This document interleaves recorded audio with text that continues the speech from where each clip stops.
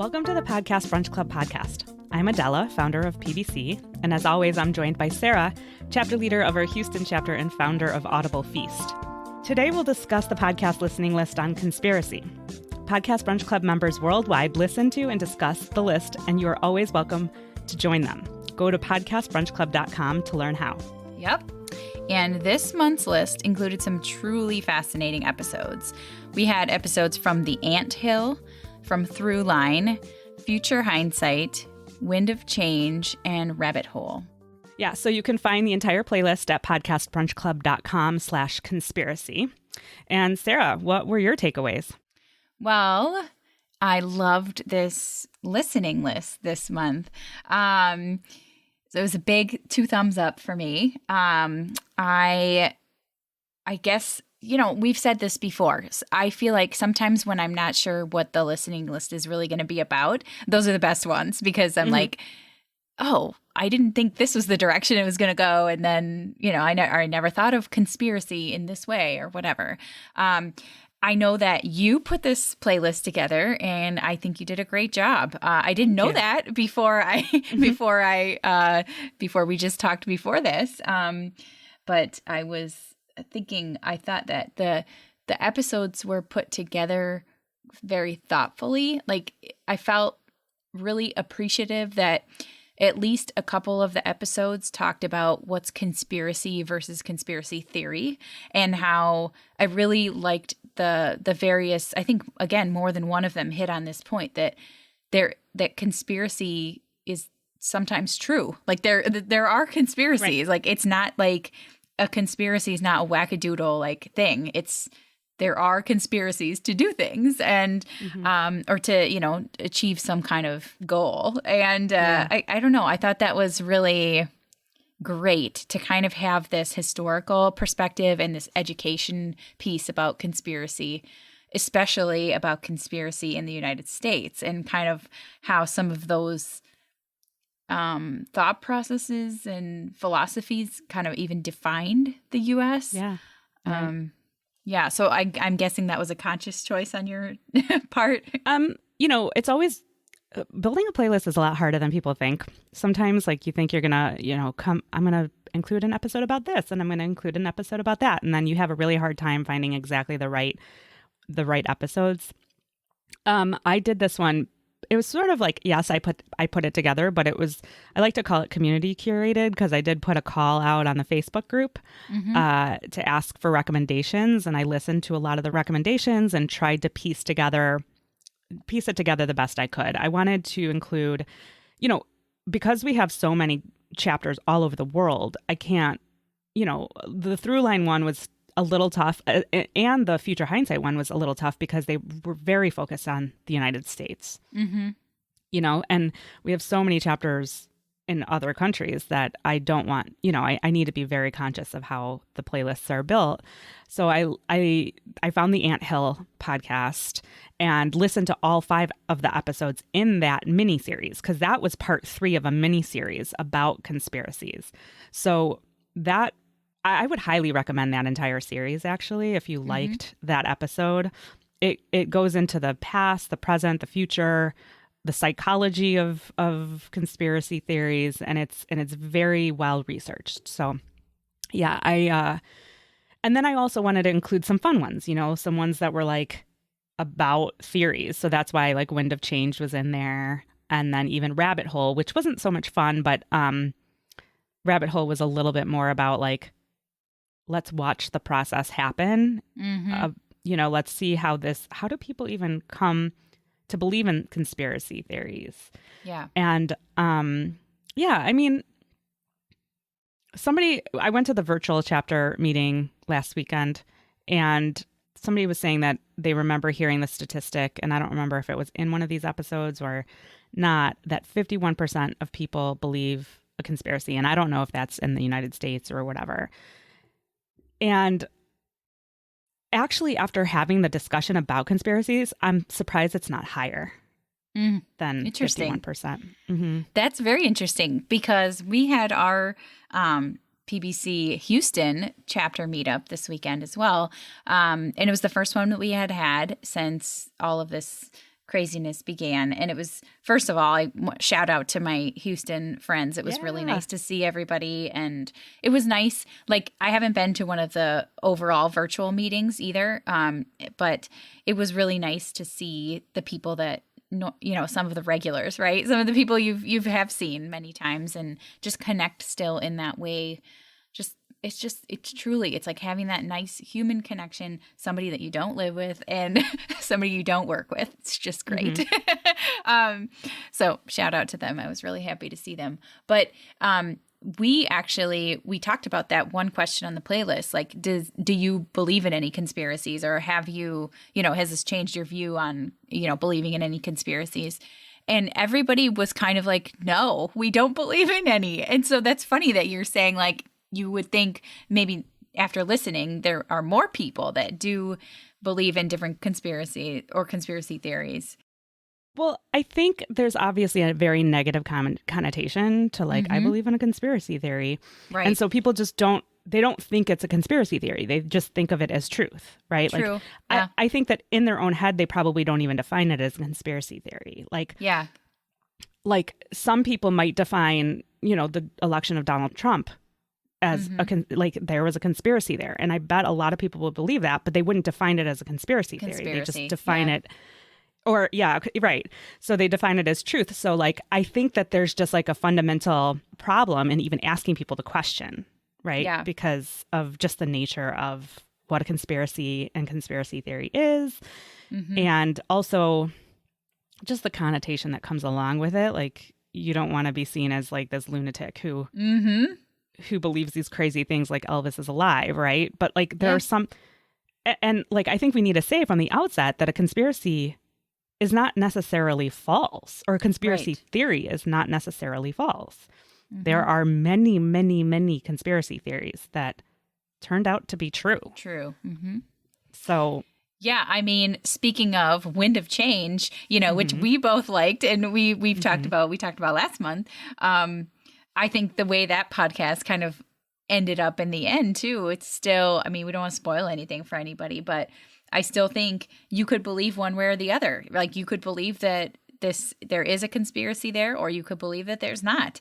And, so it totally could be true. So maybe I'll change my vote before, when I was saying I didn't believe in any conspiracies, that maybe I could give credence to the Wind of Change theory. I thought that was interesting. I mean, you just never know. Like, and that's the point, is like, some things that people just take as like hard truth, others would define as a conspiracy, or a conspiracy theory. And, to me, a conspiracy is just like two or more people colluding to, do something and undermine something. I think we talked about it in the virtual chapters, like for nefarious purposes, to kind of sidestep the public process. Yeah. And like a coup, a coup is the thing that kept coming up in my mind over and over. And that obviously happens. And you, like you said, typically it's for nefarious purposes, but sometimes maybe it's not. There could be a conspiracy to remove a dictator or something, a coup to remove someone in power that really, like, that's the better thing for society. So also, I think, we should say that a conspiracy doesn't always lead to a negative outcome either. Like, that's probably probably in history of things that have been proven true. Probably it seems like there are more things that turned out to have a, some kind of nefarious like aspect to them. But that concept of like a coup is the thing that kept coming up in my mind as I was listening to the different guests on the shows talking about the history. It's like, that's the ultimate, right? It's like overthrowing a government. And that requires a conspiracy. Not a theory, but an actual conspiracy. Two or more people have to collude and agree to do this thing outside of sort of what the normal mode of operation would be to do that thing. Mm-hmm. So, what did you think about, we're talking about truth a little bit, and about, how people just believe something because they hear it. What did you think about the episode about the new conspiracism from Future Hindsight? Did that leave any lasting impact on you or anything? Yeah, that one was so I'll say that the other episodes kind of made me feel better about what's going on right now because I was like, oh, it's just kind of the way it's always been. It's like conspiracy theories and people doing crazy things and saying crazy things, and it's nothing new. But except that maybe we have the internet that makes it easier to spread that kind of stuff. The thing that scares me a little bit about the Future Hindsight episode is that it's like her argument is that like this is a completely new phenomenon, in that she's saying, at least the way that I understood it, that it's not about the theory anymore. It's just about a statement of fact that is based on like a conspiracy theory, but just stating it with no evidence or even like reason why they either think it's true or why it would have been like necessary. And this one was very, very clear sort of where the political leanings of both the guest and the host are. So, I try to, even though I tend to agree with most of the, I'm liberal but I still try to listen with it's impossible to be 100% unbiased, right? But I tried to like kind of take it with a grain of salt, right? But she was talking about the inauguration of Donald Trump and how, he just stated like outright that they're, the biggest crowds ever, whatever, blah, blah, blah. Like why? It's like a statement with no underlying reason of why you would even want to lie about that when it's completely, it's like first of all, there's no way to back it up. There's no evidence. And like, it's so easily uncovered as a outright lie that it just seems sort of like silly. And so that's her point, is that like, it's like this conspiracism. It's not like based on any theory. It's just statements of fact that sort of just throw everything into chaos and disarray. And she kept using the word disorientation, like it was all about just disorienting people. And that's scary. That's what gets me super scared, because then you can see where people, like regular people who are just living regular everyday lives and have other stuff going on, they don't want to spend all of their time like trying to suss out what's true and what's not true. Yes. Are just going to stop believing anything. Yes. I honestly, I thought this was the one episode out of the list that I have been telling people about. I really like the list overall, but this is the one where, and I just think it was really compelling audio. I think it was put together really well. I think it was really fascinating to have this kind of more futuristic view of what might conspiracism be in the future. And yeah, it's based on something that's happening right now, something that's been happening in the US locally over the last 4 years.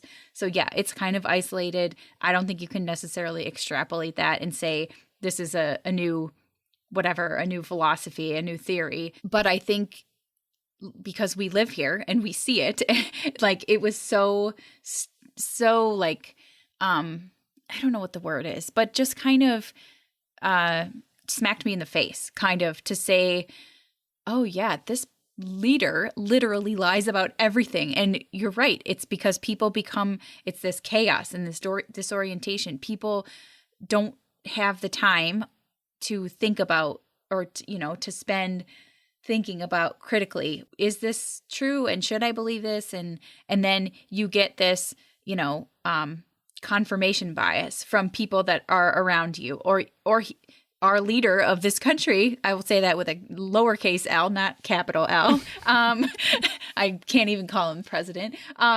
Will give you that continue to confirm and say, no, it's true. The inauguration was the biggest one we've ever had. And then like, you just start to like, you get that over and over and you're like, and you start to like doubt your own sanity too. It's like, Yes. wait a second. He is so convinced by this. Yes. And you just like are looking at the photos and you're like, am I nuts? Like, what am I not seeing? And then you start you're like, this is so stupid. I'm just going to give up altogether. And then, so that's sort of why the attack on the media is also so scary, because that's exactly what the media's job is to kind of like figure out what's true, figure out what's not true, and tell us, right? And so it's like this two-pronged attack where he, like there's disarray and disorientation, and then an attack on the groups that are meant to suss everything out and reorient the public.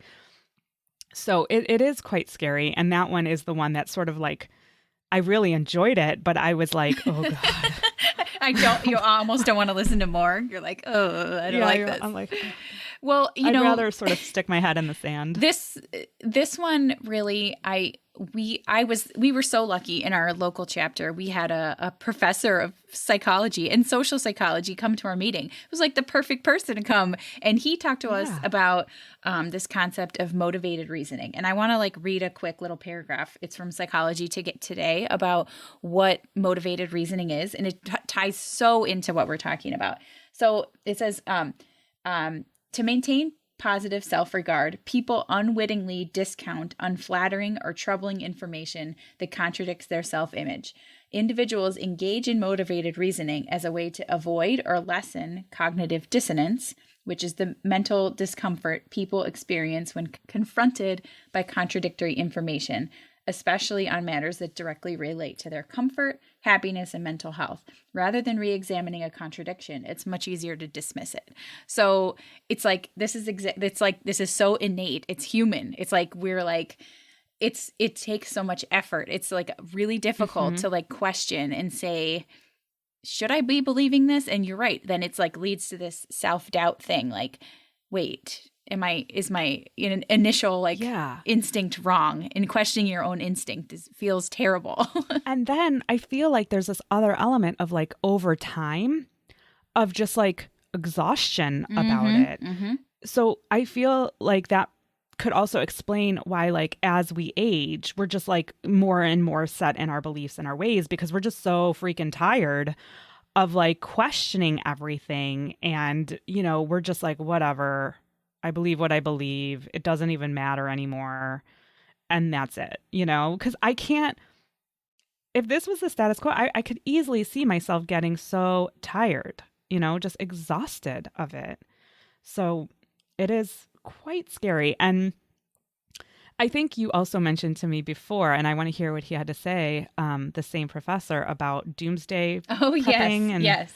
Yeah, that I didn't even think about that before. But he this Adam, he brought up that, there are a lot of similarities, like, and I guess there's studies and everything that prove this, that there's similarities between people who are doomsday preppers and people that believe in conspiracy theories, and that there are a lot of conspiracies out there. So when he said that, I was just like, huh? And then I thought, well, I guess it kind of makes sense. So what do you think about that? Well, so I sort of went on this crazy not rampage, but like during our virtual meeting, where I feel like everybody probably thought, so I apologize to anybody out there who was at that meeting and heard me like turn into a complete lunatic. I have been, okay. Have you heard of the podcast, It Could Happen Here? No. Okay. It's called It Could Happen Here. It was done in 2019, and the whole idea, the whole premise behind this podcast is that it is a civil war could happen here in the United States. Oh, I think I remember hearing about that. Yeah. Yeah, and I've sort of avoided it like the plague for a long time, because I was like, I'm not going there in my head. Like, I can't.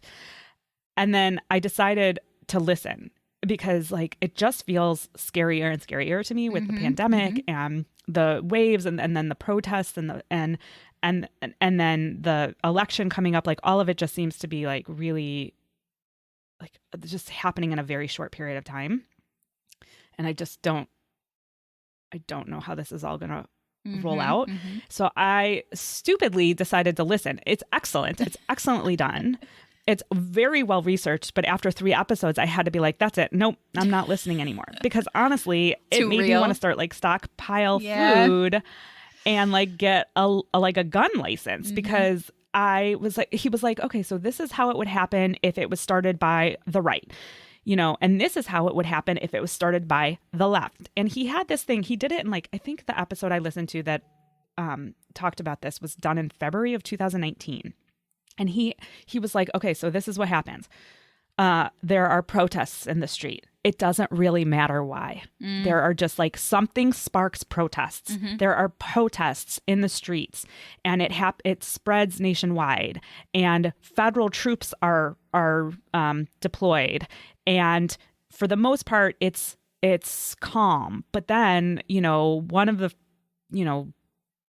the troops opens fire and kills blah blah blah. Like he basically said exactly what happened in many places, and I was like, oh my god, this is happening. And he wrote this or he recorded it in 2019. Early 2019. So I was kind of like, oh god, this is getting super creepy, and I had to stop. So I didn't listen to all of it. I listened to 3 and stopped. But then I started like doomsday prepping, sort of like in my head. I didn't actually go out and apply for a gun license. I didn't actually go out and start stockpiling food, but I started thinking about it, like kind of like in a semi-serious way, where I was like, maybe it's not a bad idea to be, prepared, safe. Yeah. Somewhat prepared. Yeah. Interesting. So I don't know if that means that I then believe in conspiracy theories, because then actually everybody started going, oh, so you believe in a conspiracy theory. And I was like, well, I don't know. Is that a conspiracy theory? There's nobody conspiring to like start a civil war here. It's just like it's like a turn of events that would happen because of sort of like history and politics and social strife and all of the things that cause that kind of thing. It's not necessarily, I think, like two people are, meeting in some secret room and being like, okay, you ready to start the civil war? Yeah. Yeah. So I don't know. It's just incredibly frightening. So I recommend it, but don't recommend it. It's like one of those weird ones where I'm like, you have to be strong. You guys will you'll have to let us know if anybody out there is listening to it also. Yeah. So let's take a break, and we'll come back and talk about podcast recommendations. Hey, Podcast Brunch Club. We'd like to tell you about our new podcast on CBD and cannabis. It's called How to Do the Pot, and it's here to answer women's secretly Googled questions about weed. Think of it as a modern woman's guide to legal cannabis. Listen as women share personal stories of how cannabis improved their health and well-being, and medical doctors break down the science to explain why. No matter your experience, getting to your best cannabis outcome is possible with the right guide. How to Do the Pot is here to be yours and is available wherever you listen to podcasts. Okay, we're back. Sarah, what podcast recommendations do you have for us this month? So I just have one recommendation this month, and it is In Good Company, and it is from Shannon Kaysen.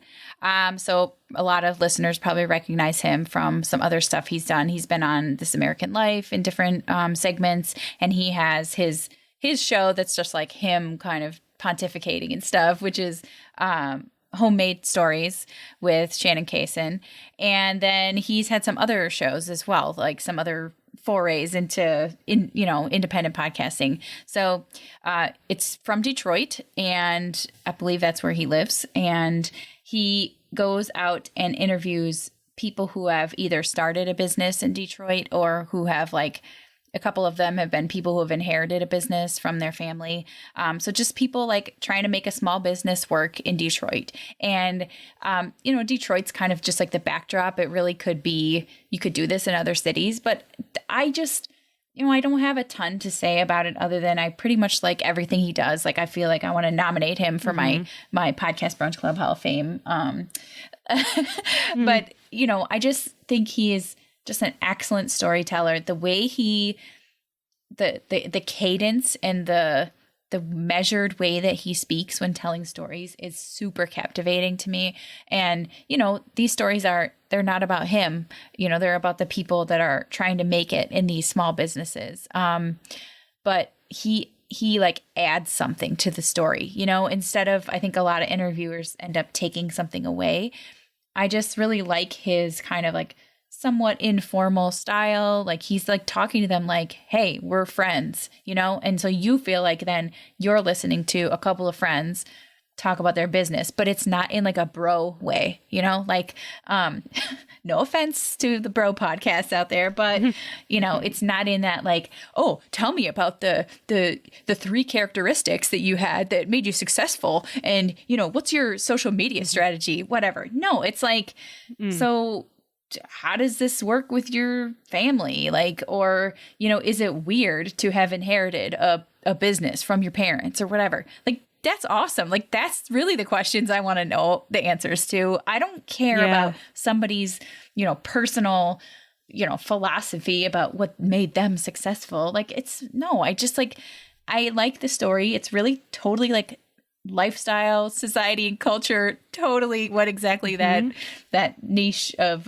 podcasting is. And I don't know. I like it. So that's my suggestion.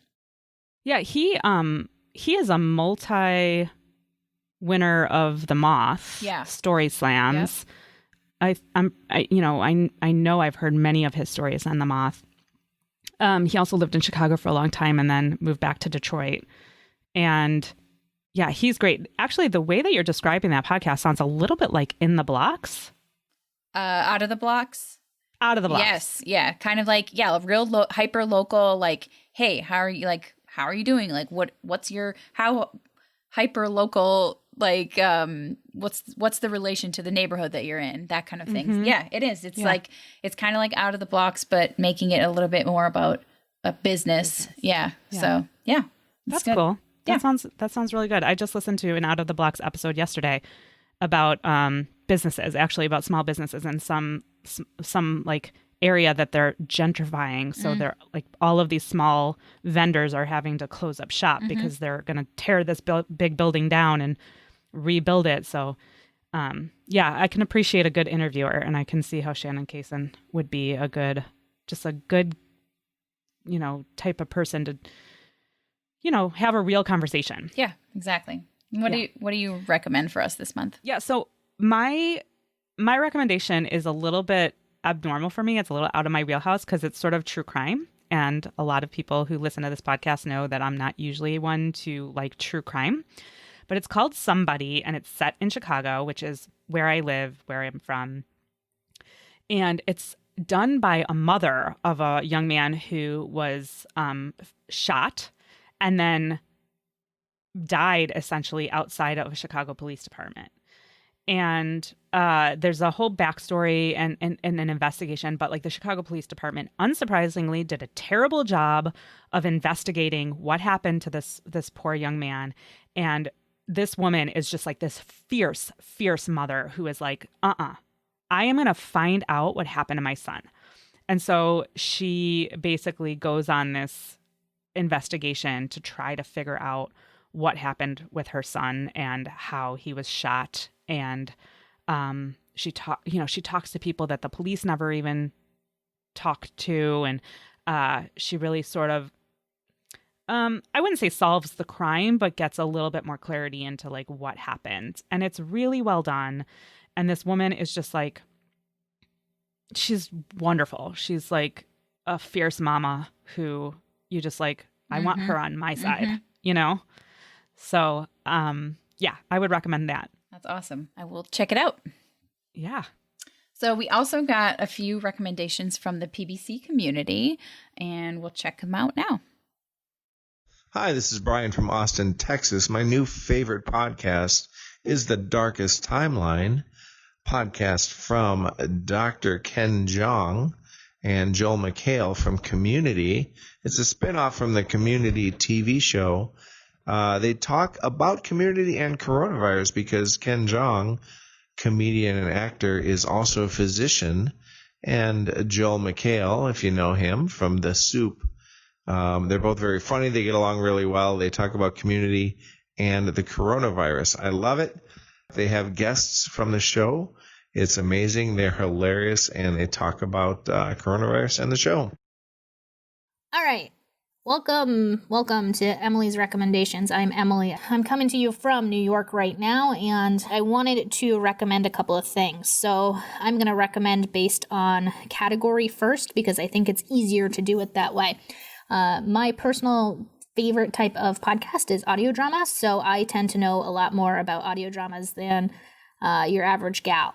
So there's a couple of brand spanking new ones that are pretty good, and I definitely recommend them.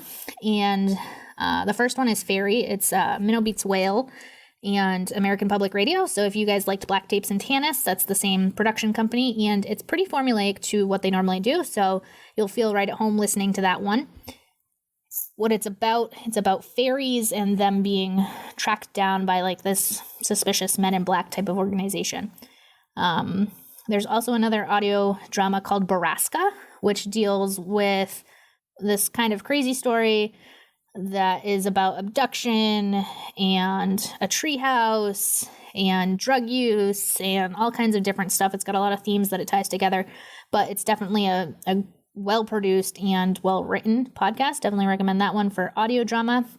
And then my last audio drama pick is Unwell. Unwell, I think, maybe doesn't get the props that it should. It's a fantastic audio drama. It's set in the Midwest, and it's got this like American Gothic vibe to it, but there's something spooky going on and you're not quite sure what. Definitely 10 out of 10 recommend that one. The accents in it alone are fantastic. And as always, Mission to Zix, it's my fave. That one's great.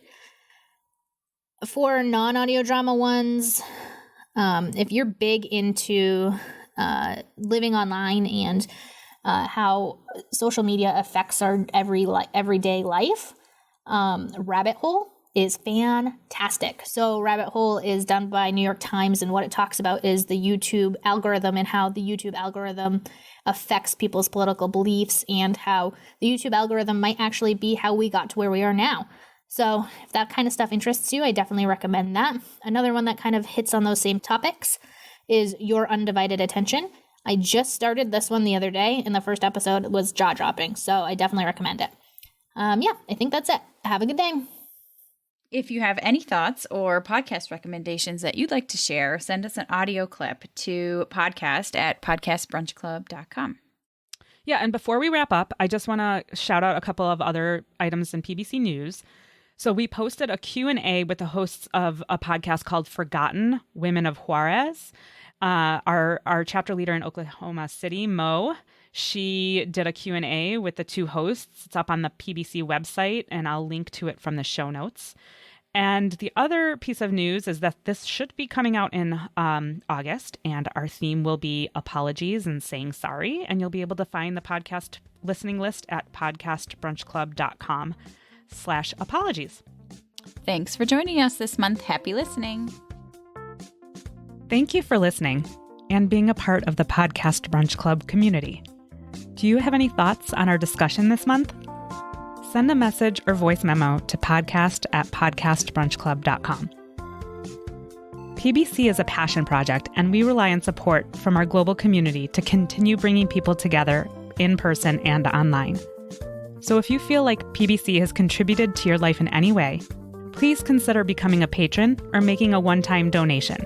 Go to podcastbrunchclub.com/support for more information. If you're interested in becoming an organizational partner, go to podcastbrunchclub.com/sponsors. A quick thanks to our early partners, Podbean. For one free month of podcast hosting, go to podbean.com/PBC. Podchaser, the IMDb of podcasts. Listen Notes, a podcast search engine. Critical Frequency, the podcast network for everyone else. The Venn Media, a weekly newsletter for curious minds. And Lentigua Williams and Company, podcast network, telling stories in the seams of society. Finally, some credits for this episode. Katie DeFiore is our audio editor. Music is from Chad Crouch and Misael Ghana, downloaded from Free Music Archive. I'm Adela, founder of Podcast Brunch Club, and as always, thanks and happy listening.